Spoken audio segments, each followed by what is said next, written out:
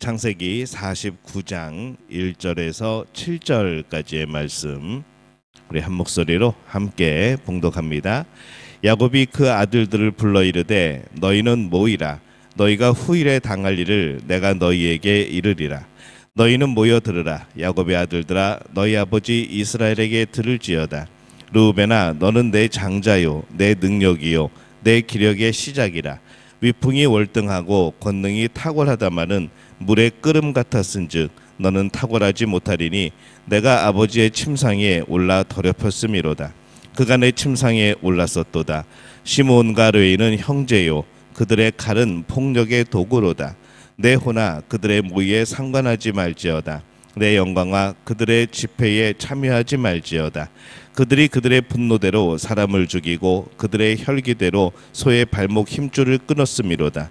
그 노여움이 혹독하니 저주를 받을 것이요 분기가 맹렬하니 저주를 받을 것이라. 내가 그들을 야곱 중에서 나누며 이스라엘 중에서 흩으리로다. 아멘. 할렐루야. 하나님의 은혜가 오늘 새벽에 하루의 첫 시간을 주 앞에 드리는 우리 믿음의 가족들에게 하나님께서 함께 하시기를 예수님의 이름으로 축원합니다. 오늘 말씀은 야곱이 아들들에게 축복하는 그러한 내용을 담고 있습니다. 야곱이 죽음을 앞두고 이제 자녀들에게 축복을 하고자 합니다. 그래서 1절에 보면은 야곱이 그 아들들을 불러 이르되 너희는 모이라. 너희가 후일에 당할 일을 내가 너희에게 이르리라. 이렇게 말을 합니다. 야곱이 말하는 이 축복은 예언적인 성격을 가지고 있습니다. 야곱은 그가 자식들의 미래를 예언하는데 과연 어떻게 말할 것인가, 그가 하고 싶은 말을 그냥 이렇게 늘어놓을까, 아니면 어떤 기준으로 그들을 축복하고 후일을 이야기할까, 이제 그런 생각이 드는 것이죠.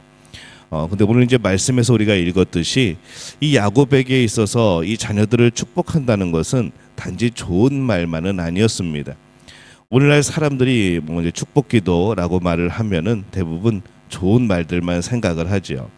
그러나 야곱이 하나님의 이름으로 축복하는 이것은 그 축복에 대한 책임을 가지고 있습니다. 이 정확한 축복기도를 해야 되는 것이죠. 사람들은 어떤 식으로든 자신의 미래를 알고 싶어하고 그것을 알면 굉장히 좋다고 생각을 합니다. 그래서 뭐 가진 방법을 쓰고 어떻게든지 간에 좋은 이야기로 축복을 해달라 그렇게 말들을 합니다. 그러나 야곱이 아들을 예언하며 축복하는 것을 오늘 보면은 이 그가 예언한 것은 나중에 보면은 다 그대로 이루어집니다. 그렇다면 이 야곱은 무엇을 근거로 축복 기도를 하고 있을까 하는 것이죠. 이 야곱의 그런 기도 때문에 그들이 그렇게 되었을까, 아니면은 어떤 기준으로 이 축복 기도를 했을까라는 겁니다. 하나님께서 그에게 어떤 특별한 방식으로 뭐 기도의 내용을 주셨다던가, 아니면 얘네들은 그렇게 될 것이다라고 그렇게 말씀을 하셨다던가, 이제 그런 것은 아닌 것 같습니다. 야곱이 말하는 예언의 특징은 자식들의 과거를 반영하고 있습니다. 이게 참 우리의 마음속에서 참 경각심을 불어일으키는 그런 내용인 거죠. 자식들의 과거를 반영하고 있는 것, 그들이 살아온 과거와 살고 있는 현재 모습과 살아갈 미래가 모두 하나로 이루어져 있는 것을 오늘 발견하게 되어집니다. 미래는 갑자기 나타나는 게 아닙니다. 과거와 오늘이 만들어가는 것이 바로 미래인 것이죠. 미래를 예측하고 예언하는 것은 그렇게 과거와 현재를 근거를 두고 그렇게 우리는 미래를 예측을 합니다. 이 과거와 현재와 미래는 이게 연결되어 있습니다. 그렇기 때문에 우리가 이 복된 미래를 만나고 싶은 사람은 오늘을 잘 만들어야 하는 것이죠. 오늘을 잘 만들어간 사람은 과거에 그런 또 노력들이 있었던 겁니다.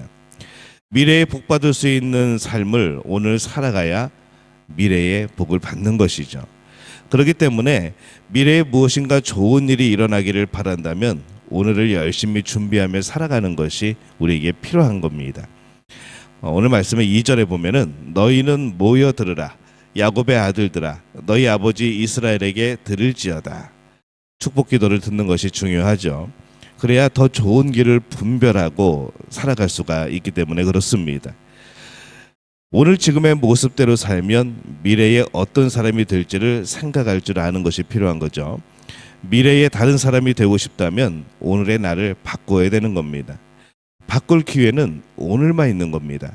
그렇기 때문에 지금 나를 기준으로 지금 이렇게 살면 미래에 내가 어떻게 될지 이것을 우리는 생각하며 살아야 된다는 것이죠.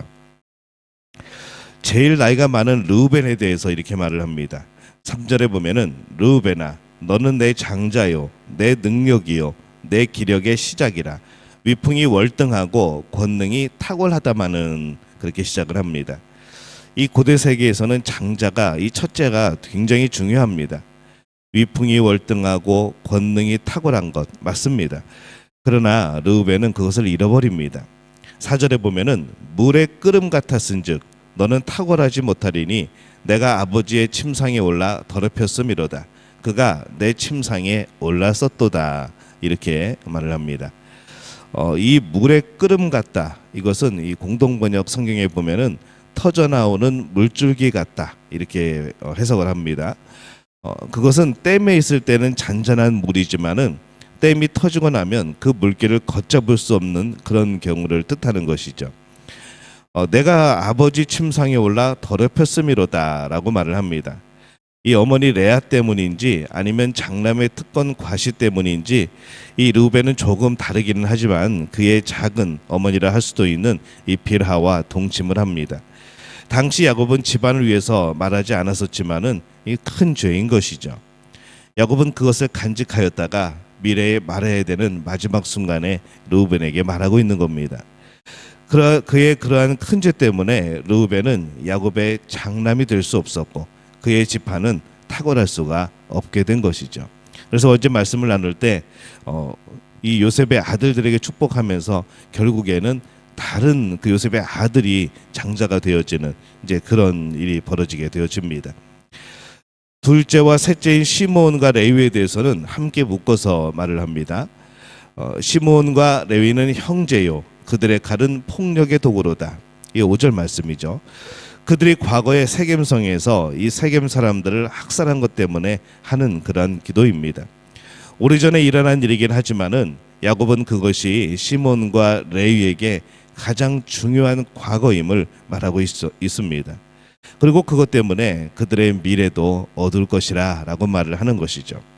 7절에 보면은 그 노여움이 혹독하니 저주를 받을 것이요 분기가 맹렬하니 저주를 받을 것이라 내가 그들을 야곱 중에서 나누며 이스라엘 중에서 흩으리로다. 이 시몬과 레위에 대한 노여움이 굉장히 심했습니다. 그들의 잘못된 과거는 마땅히 재앙을 받는 것이죠. 그들 안에 있던 이 분노, 그들 안에 있던 이 노여움, 이런 것들이 결국에는 문제를 일으키고 또 여러 가지 그런 책임져야 할 일들을 만들어내게 되는 겁니다. 그들을 야곱 중에서 나누며 이스라엘 중에서 흩으리로다. 어떤 면에 있어서 그들은 그들의 몫을 상속받지 못한다는 것이죠. 이 야곱의 기도대로 이 시므온 지파는 가나안 정복에서 유다 지파 안에 뿔뿔이 흩어져서 도시를 할당받습니다. 그 이후에는 그마저 다 잃어버리게 되어집니다. 레위 지파 또한 그렇습니다. 이후에 레위 지파는 그래도 이 성막과 제사를 위해서 그렇게 이제 되긴 하지만은 땅 분배를 받지는 못하고 다른 지파 안에 도피성과 작은 땅만 분배를 받으며 살게 되어지는 것이죠. 우리 신앙인들이 과거를 얕보는 경향이 있습니다. 물론 하나님의 은혜, 하나님의 놀라운 역사, 또 하나님을 향하여서 회개하고 우리의 삶을 돌이키고 변화된 우리, 그럴 때는 이 과거는 우리에게는 참게 중요하지 않은 것처럼 느껴질 때가 있습니다. 또 하나님께서 우리 과거의 잘못들에 대해서 우리가 하나님을 모르고 예수님을 모르고 저질렀던 일들에 대해서 또 하나님은 우리가 회개할 때 용서해 주시고 감싸 주시긴 합니다. 근데 우리 신앙인들이 이 신앙생활을 하면서 이 잘못된 과거를 자꾸 만들어갈 때가 있습니다. 그리고 오늘 죄를 범하는 것에 대해서도 가볍게 생각하는 경향들이 있다는 것이죠. 그러나 죄는 그에 상응하는 벌이 있는 겁니다.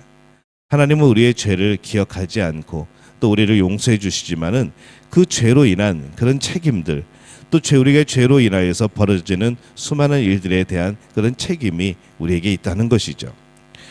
예수님의 대속은 죄에 대해서 영벌을 사해 줍니다. 영원한 벌을 사해 주는 것이죠. 그러나 그럼에도 불구하고 죄는 그 사람의 미래, 영원한 나라에서조차도 영향을 주게 되는 겁니다. 선악간에 심판이 있습니다.